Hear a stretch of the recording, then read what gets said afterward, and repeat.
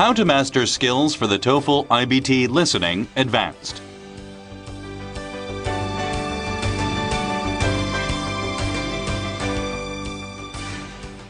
Unit 3. Listening for major details.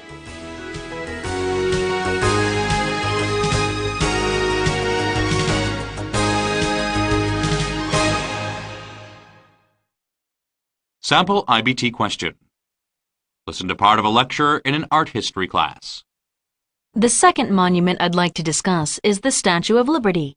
This monument, also known as Liberty Enlightening the World, is a statue of a woman dressed in a robe and wearing a crown while holding a stone tablet in her left hand and a flaming torch in her right hand that was given to the United States by the Parisian-based Franco-American Union in 1885.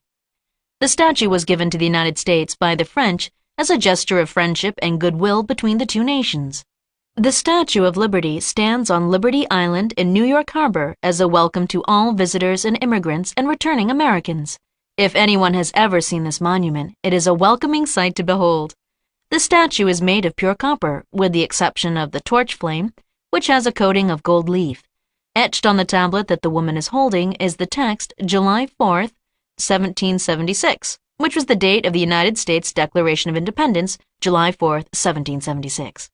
The Statue of Liberty was constructed by two Frenchmen, the sculptor Frédéric Auguste Bartholdi and the architect Alexandre Gustave Eiffel, who was also the designer of the Eiffel Tower.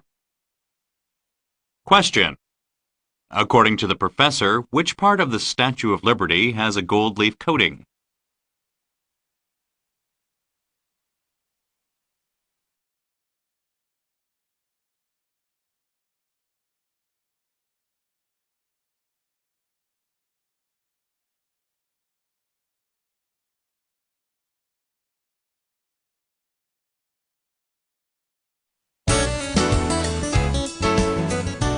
Practice with conversation.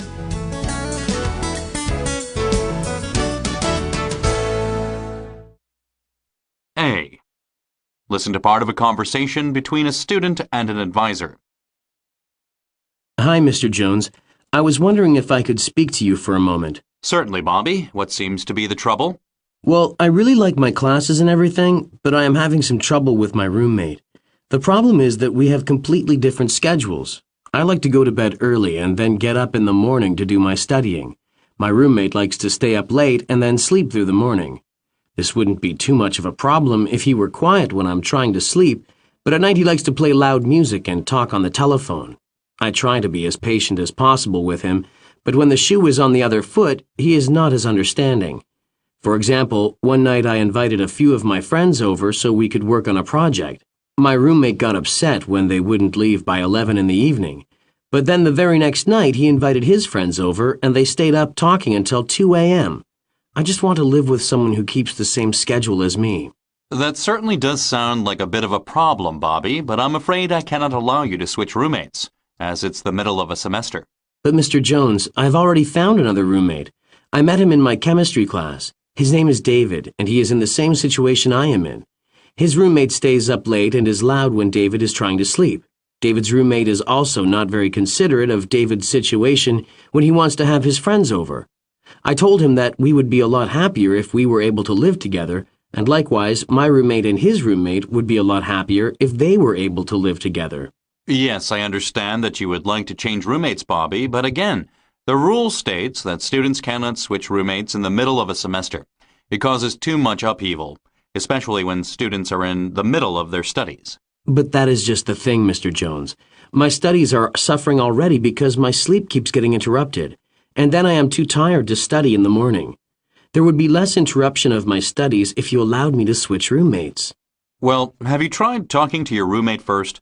How about studying in the library instead of studying in your room? I did try talking to my roommate, but he said that the only way he can study is if he stays up late and plays music. And I would go study at the library, but it's all the way across campus. It's more than an hour's walk. Okay, well, in this case, I am going to make an exception, as I don't want to see you slipping in your studies. However, I do want to have signed proof from your friend David attesting that he agrees to change roommates mid-semester.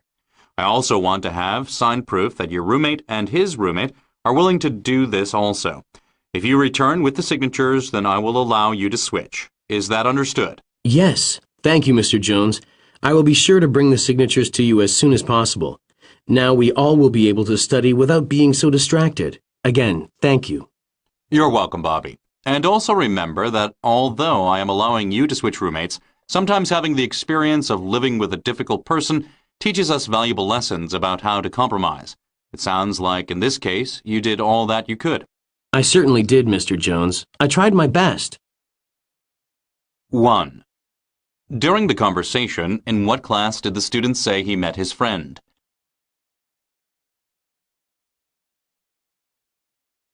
2.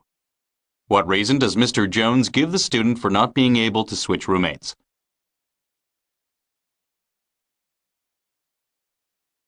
3. What is the likely outcome of this conversation?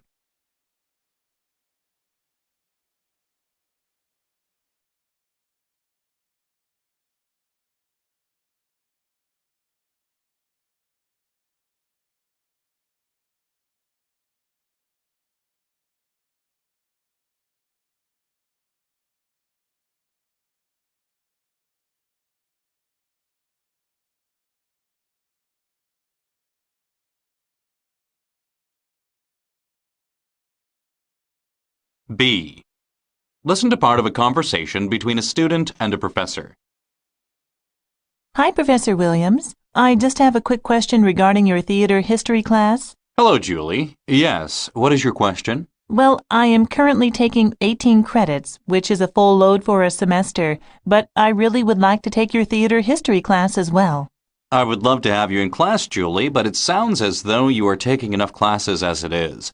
Why don't you just take my class next semester?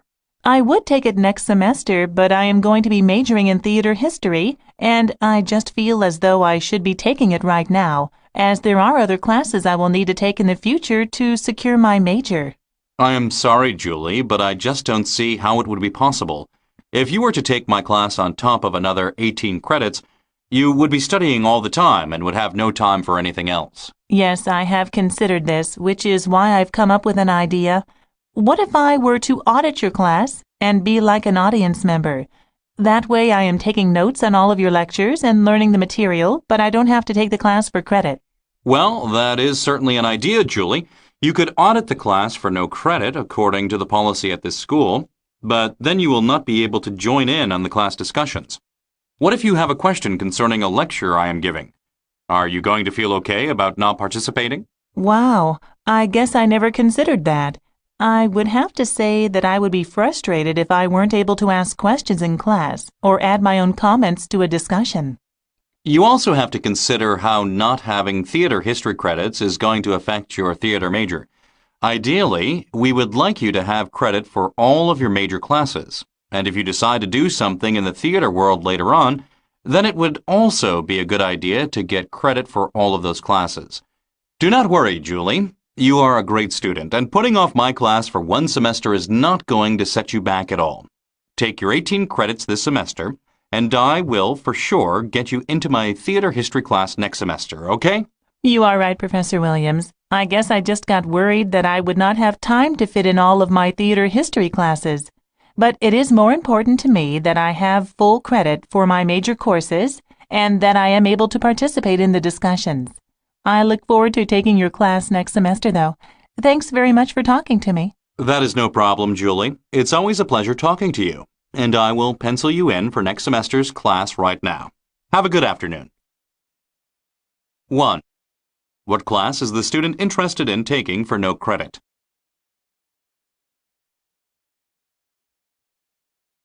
2. Why would the professor like the student to wait and take her class next semester?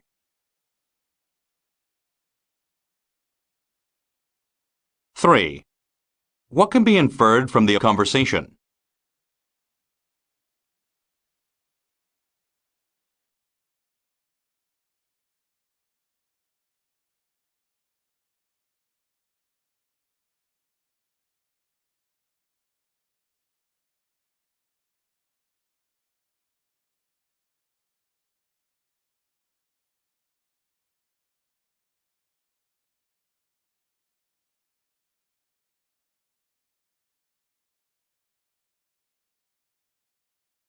C. Listen to part of a conversation between a student and a registration clerk. Good afternoon. How can I help you? Good afternoon. My name is Daniel. I seem to be having some trouble registering for classes. Okay, can you specify what kind of trouble you're having? Are you having trouble choosing the classes or deciding which professor you would like to have? Oh, no, nothing like that. I find I am only having trouble when I am trying to register for next semester's classes online. Whenever I press the Complete Registration button, I get a notice that reads, "Sorry, we cannot complete this registration. Please see a clerk for details."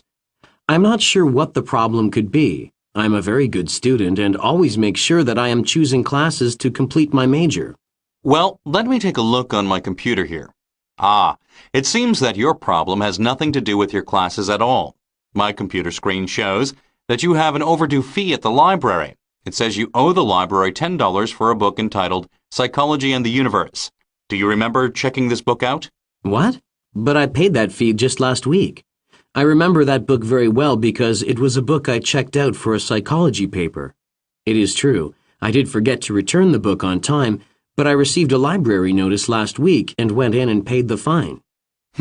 Well, there is the possibility that you did pay the fine, but the library clerk forgot to log the information into the main computer. If that is the case, then my computer wouldn't be updated with that information. You are sure you paid the fine, right?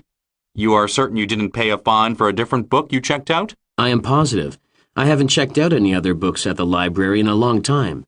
In fact, I distinctly remember paying the fine because when I was in the library, the clerk who took my money was someone I knew when I was a child.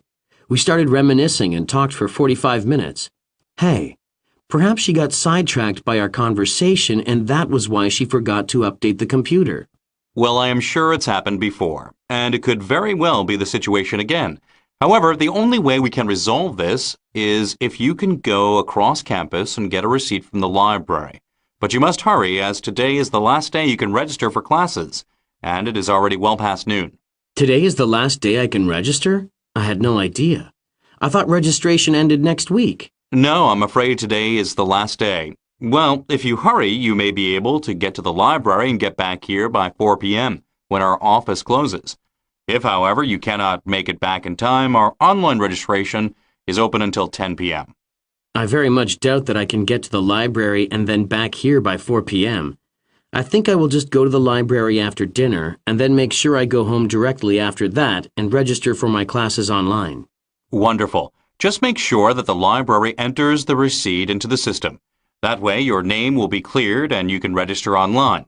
However, please bring me the receipt tomorrow so that we have a paper trail in case there is a problem. Yes, I will make sure to let them know. Thank you very much for your help. You're welcome. Good luck with your registration.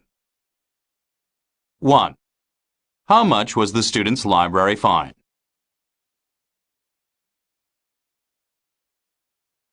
2. Why must the student hurry to the library to get his receipt?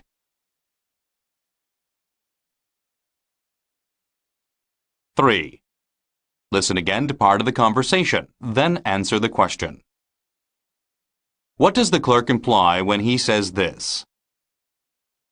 You are sure you paid the fine, right? You are certain you didn't pay a fine for a different book you checked out?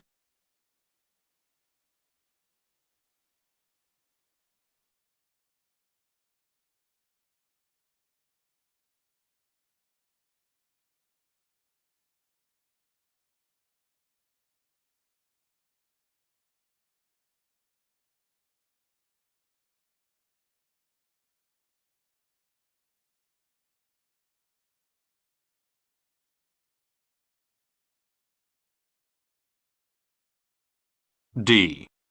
Listen to part of a conversation between a student and a professor.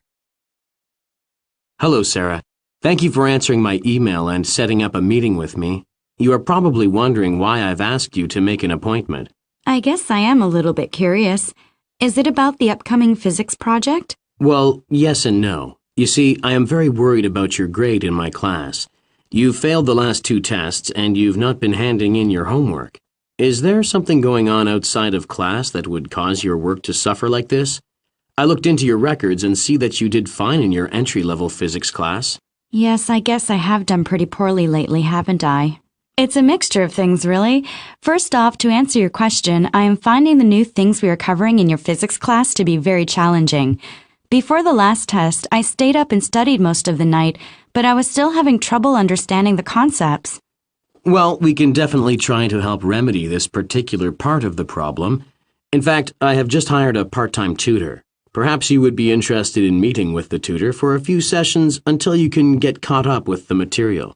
That would be very helpful, thank you. Is there anything else that is affecting your performance in this class? Well, I am also having some trouble with my lab partners. You see, we can never agree on a time to do our lab together because of our schedules, and so often we are left to do parts of the lab on our own. This causes some trouble for me, especially when I am left to do harder parts of the lab or equations that I am not familiar with. When we do finally get together to exchange information, instead of helping me, they get angry at me for not doing the work right and then complete it themselves without sharing the correct answers with me or showing me how to do it. I know you put the lab groups together, but do you think it's possible that I could change to a different group? Certainly, Sarah. I would be happy to move you into a different group. In fact, before you leave here today, if you could give me a copy of your schedule, then I can try to match it with some other students in the class who have similar schedules, so that you are all able to do the lab work together. Do you think meeting with a tutor and switching lab groups will help you get back on track again? I think so. I will at least give it my best effort. Thank you for being so understanding, Professor Miller. You are welcome, Sarah. I just wish you'd come to me sooner so that we could have sorted this out. You are going to have to work really hard now to salvage your grade this semester. I know. I guess I was so embarrassed by how badly I was doing that I didn't want to say anything. That is nonsense. You are always welcome in my office. I just want you to do the best that you can. In fact, I am going to extend the deadline for the upcoming project I assigned today in class just to give you enough time to try to catch up with the tutor. Thank you, Professor Miller. I really appreciate it. 1. What is the first reason the student gives the professor for doing so poorly in his class?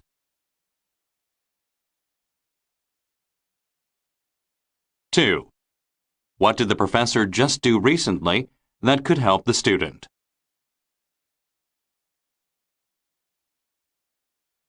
3. What can be inferred from the conversation?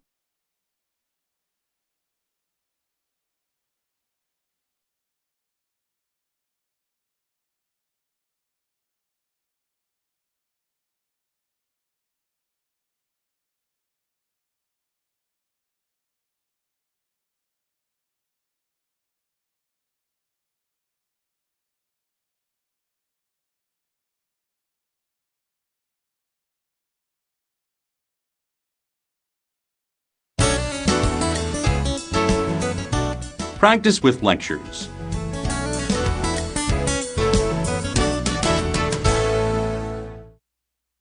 A. Listen to part of a lecture in a drama class. We have been talking a lot about different kinds of plays, but when did the idea of having theater develop? That is a very excellent question. We can find the first theaters in the same place that Western drama was first developed, ancient Greece. So the ancient Greeks had theaters like we have today, with a big curtain and comfortable seats and sometimes balconies? Well, not exactly. You see, the first theaters were called amphitheaters. The word amphitheater comes from the Greek word theatron, which referred to the large wooden stands that the Greeks erected on hillsides so that an audience could watch the unfolding drama. By having spectators sit on the hillsides, with the action taking place downslope from themselves in a hollowed-out part of the hill, sounds, such as actors' voices or music, resonated better throughout the space so that the audience was able to hear clearly.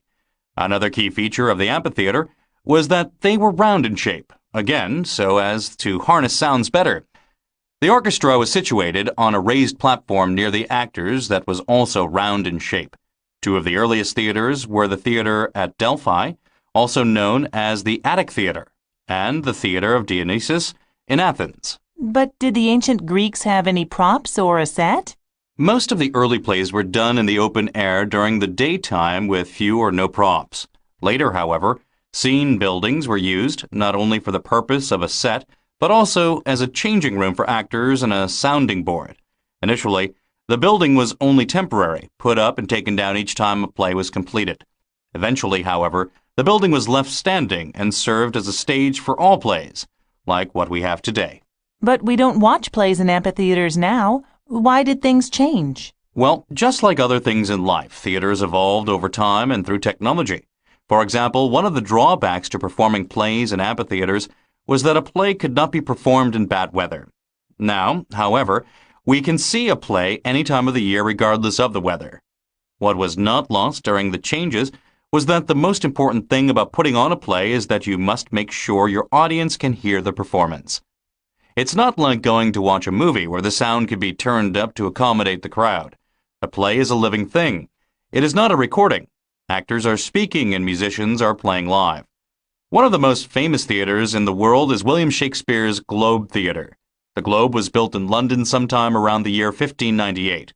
Just like the Greek amphitheaters, it is open-aired, though octagonal in shape. It is 3 stories high with enough seating for 3,000 people and a pit or floor for people to stand in. The stage itself is rectangular and has such features as trapdoors and other riggings for special effects. Does the Globe Theatre still exist? Sadly, the original Globe Theatre burned down in a fire in 1613. However, a new one was built, an exact replica of the original, in the mid-1990s. 1. In what city was the Globe Theatre built?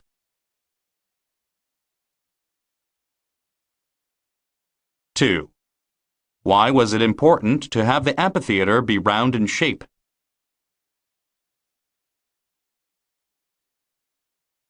3. How does the professor organize the information about theaters?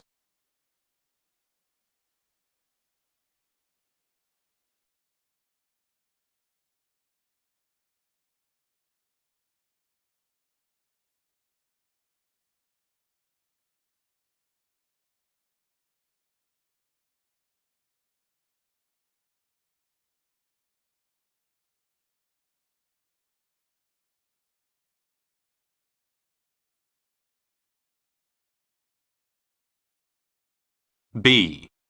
Listen to part of a lecture in a literature class. Today we are going to be discussing the life and work of the American literary figure Pearl S. Buck. Pearl was born in West Virginia in the year 1892 to Absalom and Caroline Seidenstricker. Pearl's parents were Presbyterian missionaries, and when Pearl was only 3 months old, they moved to China, where Pearl spent the better part of the first 40 years of her life. From early childhood, Pearl was able to speak both English and Chinese, being taught by both her mother and a Chinese tutor, Mr. Kung. In 1910, Pearl enrolled in Randolph-Macon Women's College in Virginia. After graduation in 1914, Pearl returned to China for a short time, as her mother was seriously ill. The following year, Pearl met an agricultural biologist, Mr. John Lossing Buck, and the two married in 1917 and settled in the rural Chinese province Anhui. Pearl worked as a teacher and also as an interpreter for her husband, whose job required that he travel around China. In the early 1920s, Pearl and her husband moved to Nanking, China, where Pearl took up a position teaching English and American literature at a university. It was during these years in Nanking that Pearl gave birth to a daughter, Carol, who had a rare genetic disorder that left her mentally handicapped. During delivery, it was also discovered that Pearl had a tumor, and so she underwent a hysterectomy. In 1925, Pearl and her husband adopted a second daughter, Janice, but that did little to ease the strain of the stressful marriage between them. In 1926, Pearl returned to the United States with her first daughter, Carol, to seek medical attention for her condition, and it was during this time also that Pearl studied for and achieved a master's degree in literature from Cornell University. The Bucks returned to China in the year 1927, only to be evacuated to Japan during the Chinese Civil War. Pearl was never to return to China again. In 1935, she divorced her husband and married her publisher, Richard Walsh, with whom she moved to Pennsylvania, and it was there that Pearl S. Buck penned her most famous novel, namely The Good Earth, which was published in 1931. The Good Earth follows the life of Wang Lung, an impoverished man who eventually becomes a rich landowner. The Good Earth gained a worldwide audience, sold nearly 2 million copies in its first year of publication, earned her the Pulitzer Prize, and was eventually made into a motion picture. Many books were to follow, for example, The Patriot, 1939, and The Child Who Never Grew, 1950, with many stories and essays in between. In 1936, she was made a member of the National Institute of Arts and Letters, and in the year 1938, she won the Nobel Prize for Literature. After the death of her second husband, Richard Walsh, she began a relationship with a young dance instructor, Ted Harris, who was 40 years younger. She died at the age of 80 in Vermont on March 6, 1973. She is remembered for her work in literature, but also her humanitarian work, for her candor, and for her faith in her fellow peers. In 1939, she said, "I feel no need for any other faith than my faith in human beings."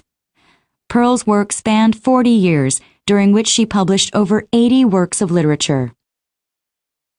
1. What novel by Pearl S. Buck was made into a motion picture?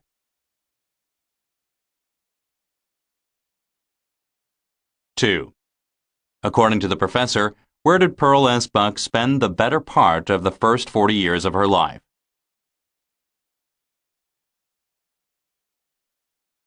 3. Listen again to part of the lecture, then answer the question. What did Pearl S. Buck likely mean when she said this? In 1939, she said, "I feel no need for any other faith than my faith in human beings."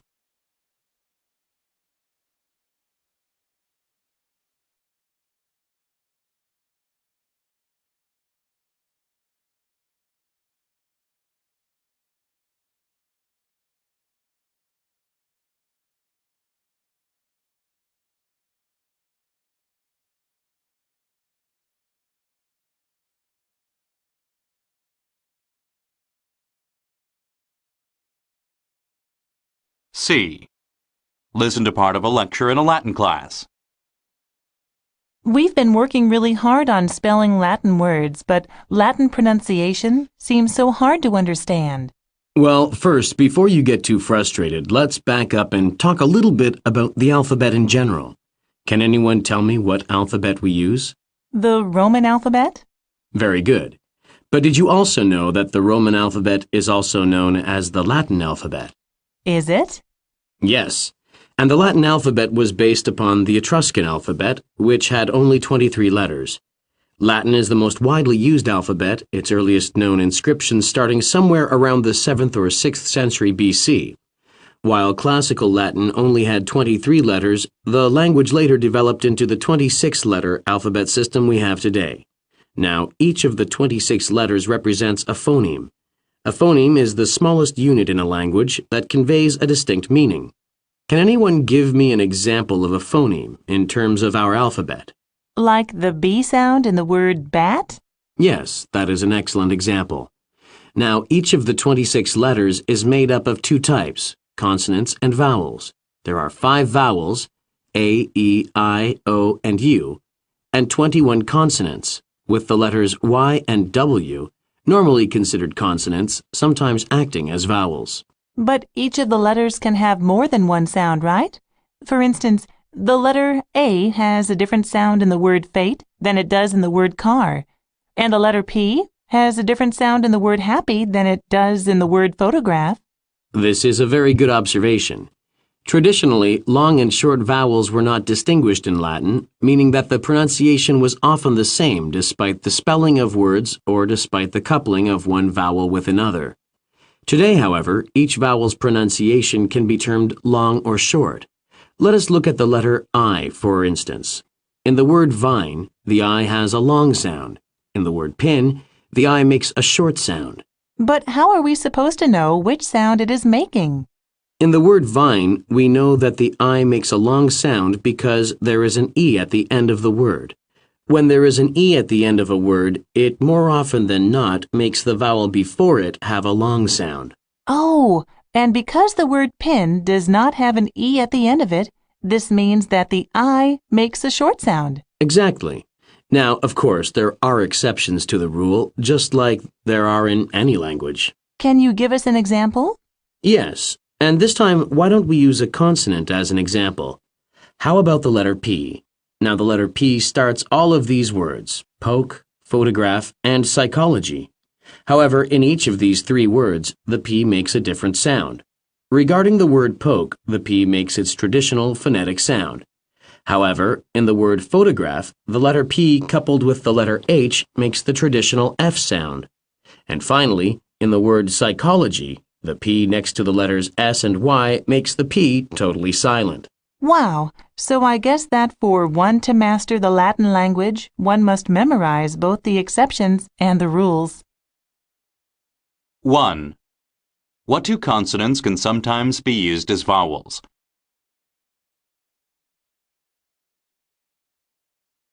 2.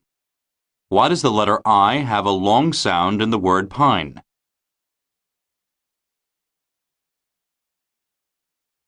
3. What is the Etruscan alphabet?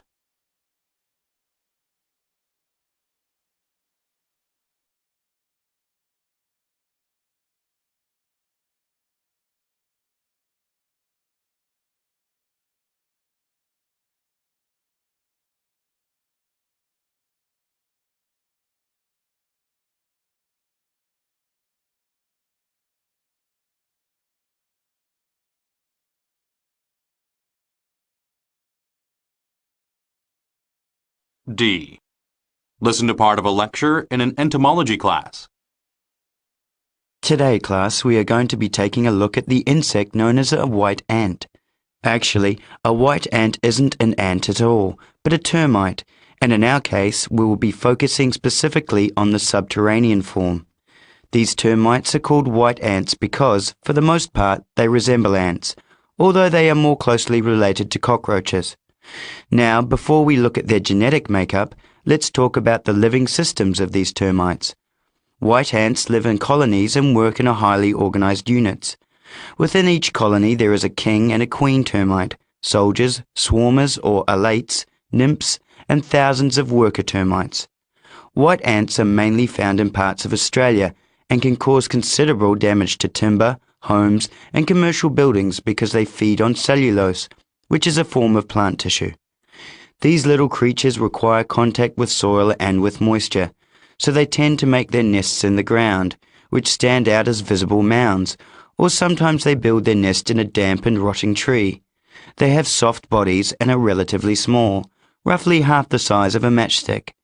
It is only the worker white ants that can digest the cellulose due to a certain bacteria in their gut. Therefore, the workers are also responsible for feeding the other white ants by partly digesting the cellulose and then regurgitating it for the other ants.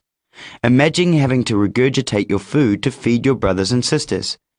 It is also the responsibility of the worker ants to maintain the nest, to make subterranean tunnels from the nest to nearby food sources, to gather and distribute food, to groom themselves and all other white ants, and to care for the young nymphs until they are adults.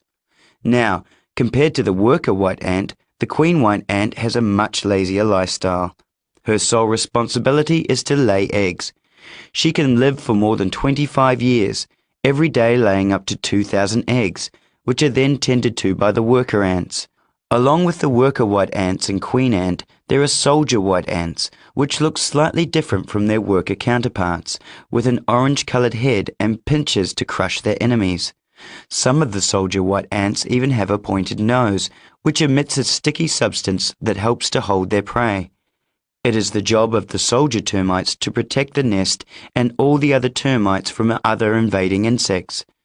The final type of white ant found in a colony is called a swarmer or elates. These white ants have wings and become the future king and queen termites of different colonies, as they are equipped with reproductive organs. Once a colony is well established, the swarmers fly in groups of thousands, land, shed their wings, and attract a mate by emitting chemical pheromones. It is the sight of these swarmers flying in large groups that signal that a white ant colony is well established.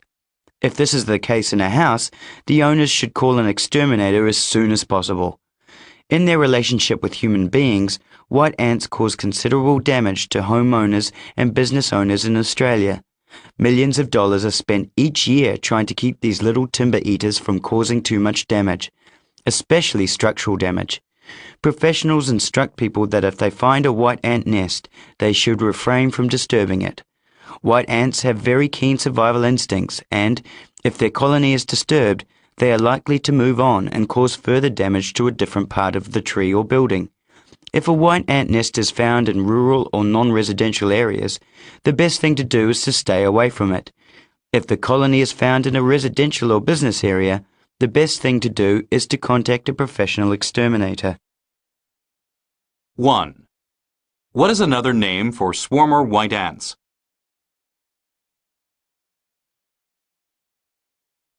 2. Why must worker white ants feed all the other white ants?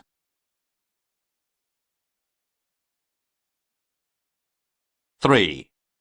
What can be inferred from the lecture?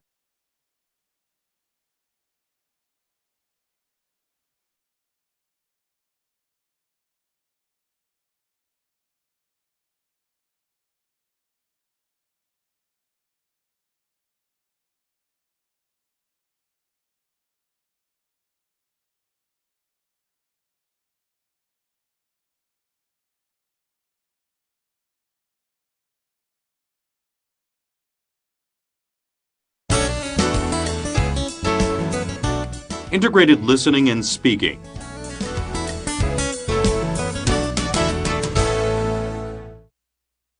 A. Listen to a different version of the previous lecture and say the answers out loud. Last week we looked at the insect known as the white ant, otherwise known as a termite. White ants are mainly found in Australia. Each year these little creatures cause considerable damage to homes and commercial buildings due to their appetite for wood. White ants are small insects with soft, off-white bodies. They live in colonies, either in old damp trees or mounded earth, with different white ants performing different duties. The king and queen white ants are solely responsible for reproduction, while soldier ants protect the nest. Swarmer white ants, otherwise known as alates, are future king and queen white ants of other colonies, as they are born with reproductive organs. And finally, the worker white ants are responsible for a number of tasks within the colony, such as building and maintaining the nest, finding food, feeding and grooming, and caring for the young. 1. Why do white ants cause so much destruction to home and buildings?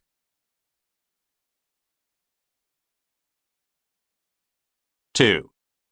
How would you describe the physical characteristics of a white ant?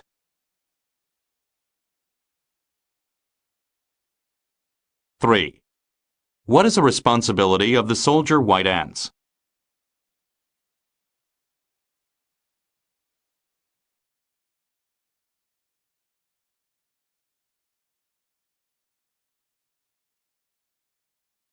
4. B.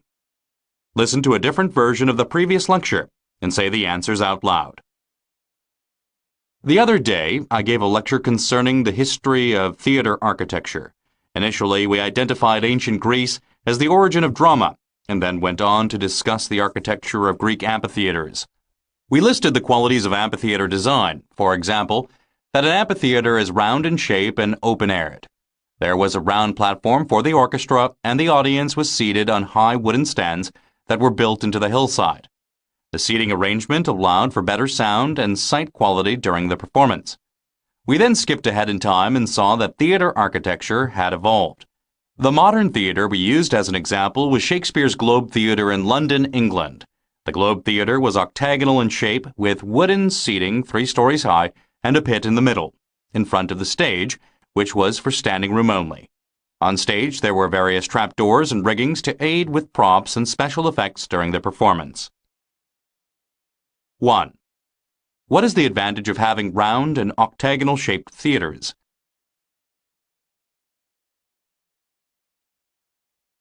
2. Where is the Globe Theatre located?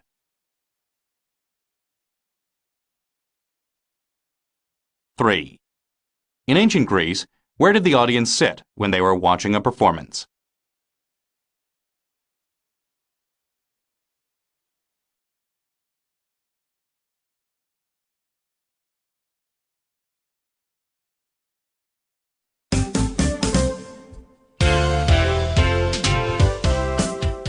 TOEFL iBT practice test.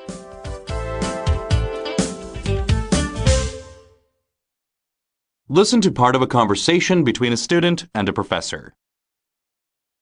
Hello, Professor Adams. I was wondering if you could help me for a minute. Certainly, Heather. Come on in. What can I help you with? Well, I have chosen to write about Shakespeare's play A Midsummer Night's Dream for the literature project you assigned, but I'm having a little trouble finding sources for my essay. Ah, Midsummer Night's Dream, my favorite Shakespeare comedy. I'm glad you have chosen that play. Before we talk about sources, why don't you tell me what aspect of the drama you are going to write about? That may help us in our search for source material. Well, I especially like A Midsummer Night's Dream, as it is a wedding play. I also like many of the characters in the play, especially the weaver, Bottom, and how he convinces his friends to put on their own play in the Enchanted Woods. I guess I just don't know how to combine these elements into one idea. One idea would be not only to read the play as you have done, but also to look at it through another medium. I suggest you go to see a production of the play and also see it on film. There was a film version of A Midsummer Night's Dream done in 1999 by the director Michael Hoffman. I would suggest you familiarize yourself with both the written and visual material of the play before you begin. Now, after you've done that, you can decide how you wish to narrow your focus. You mentioned the aspect of marriage in the play. Yes, I was thinking that maybe I could talk about the treatment of women during those times in relationship to the marriages in the play, as marriages were decided by the father. And if the daughter did not obey and marry her father's choice of husband, then she could be put to death or sent to a nunnery under Athenian law. That sounds like an excellent avenue to follow in terms of an essay. One book that I would highly recommend is called A Midsummer Night's Dream Manual Study Guide. This book is full of information, not only about the play but also about Shakespeare. It has a timeline and many cross-references. What it also contains, which would be of considerable help to you, is a bibliography, which will list even more sources regarding the play. That sounds like the perfect reference book for my essay. Another thing I would suggest is to look online and in the encyclopedia even regarding the issue of marriage and the treatment of women during Elizabethan times. This way you will have some factual information about marriage tradition to compare to the themes of marriage and the treatment of women in the play. Thank you so much, Professor Adams. Now I not only have the play to take information from, but I also have a film to watch, a new book to order, and ideas on how to look up more information online and in the encyclopedia. You are very welcome, Heather, and good luck on your essay. I look forward to reading it. 1. According to the professor, what is one way to examine the wedding scene in the play A Midsummer Night's Dream?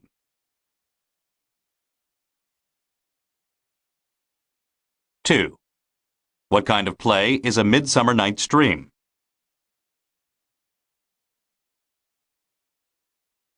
3. Listen again to part of the lecture, then answer the question. Well, I especially like A Midsummer Night's Dream, as it is a wedding play.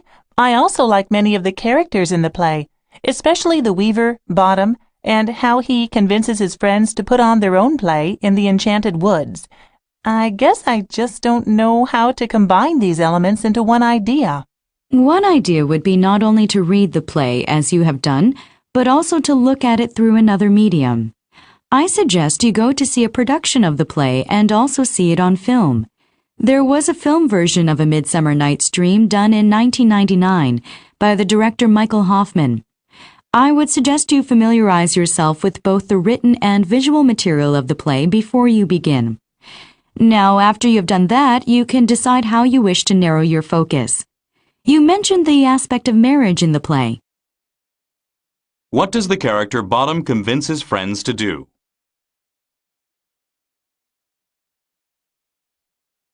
4. What is the professor's attitude toward the student?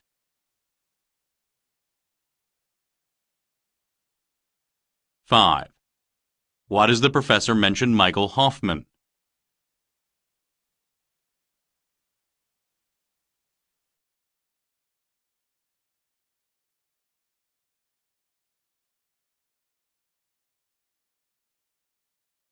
Listen to part of a lecture in a geology class. Now, class, we have been discussing the Great Lakes in North America, and no lecture on this subject would be complete without mentioning the Erie Canal. Has anyone here heard of the Erie Canal or know where it is located? The Erie Canal is a system of waterways, correct? Running through New York State? Yes, that is correct. There are 4 main waterways that run through New York State: the Erie, the Champlain, the Oswego, and the Cayuga Seneca, which are connected by a 524-mile system of canals. What is most important about the Erie Canal, however, is that it allows boats to pass from the Hudson River into Lake Erie, one of the 5 Great Lakes. When was the canal built and why? Well, let's take your second question first. Can anyone tell me why it would be advantageous to have the Hudson River connect to the Great Lakes? Well, it would be important for shipping because the Hudson River empties into the Atlantic Ocean, so it would mean that imports and exports could be transported through the waterways all the way from the east coast of America to the Midwest. Excellent. That is one of the main reasons that the canal was built. Another reason was that it was another method of transportation for the migration of American settlers westward. To address your first question, the Erie Canal was proposed by the governor of New York, DeWitt Clinton, around 1818. The idea was dismissed at first and dubbed Clinton's Folly because the project seemed impossible. What Clinton was proposing was to build a canal that would cut through 363 miles of wilderness. When finished some 7 years later in 1825, the Erie Canal had 18 aqueducts and 83 locks. What exactly is a lock? A lock is a piece of engineering in a canal system that allows for a boat to go either uphill or downhill. This is why there are so many locks in the Erie Canal system, 83, because Lake Erie sits 568 feet higher in elevation than the Hudson River. 568 feet higher? You mean a big ship can go that far uphill or downhill? There are some length and height restrictions. A vessel up to 300 feet long and 40 feet wide can pass through the canal system. However, there are bridge clearance restrictions of 15.5 to 20 feet in height. Still, this allows for just about any boat or barge to go through the Erie Canal. Is the system still used for imports and exports? Well, transportation has come a long way in the last 150-some years. We can now transport goods by truck or plane, even by railroad. The Erie Canal is now mainly used for pleasure and recreation. It is a tourist hotspot with many neat sights along the way. There are quaint inns and waterway restaurants along the way, as well as canal museums and beautiful scenery to take in as you travel through the canal system. 1. In what year was the construction of the Erie Canal completed?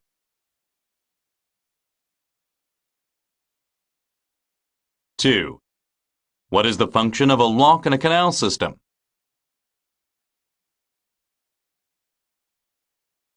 3. Listen again to part of the lecture, then answer the question. 568 feet higher? You mean a big ship can go that far uphill or downhill? There are some length and height restrictions. A vessel up to 300 feet long and 40 feet wide can pass through the canal system. However, there are bridge clearance restrictions of 15.5 to 20 feet in height. Still, this allows for just about any boat or barge to go through the Erie Canal. A vessel can be no wider than how many feet to pass through the Erie Canal?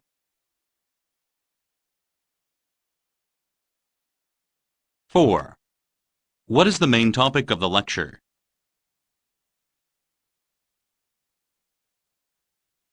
5. Why does the professor explain the canal's dimensions?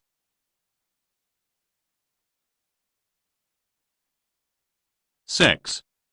Why does the professor mention the waterways in New York?